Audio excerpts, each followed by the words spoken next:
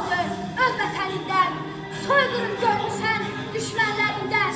Bir daha heç zaman başı üzərindən əsməsin onlara yanan Xocalı. Mərd oğullarımız hesab sordular.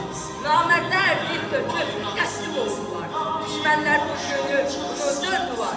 Gözledim körledi ay Xocalı.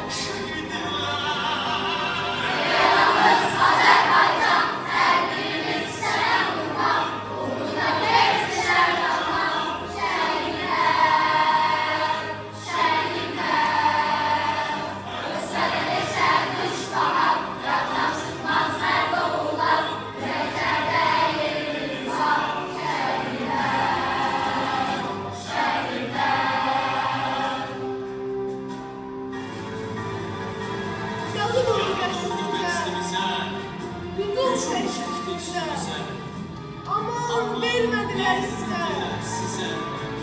Şəhidlər, şəhidlər.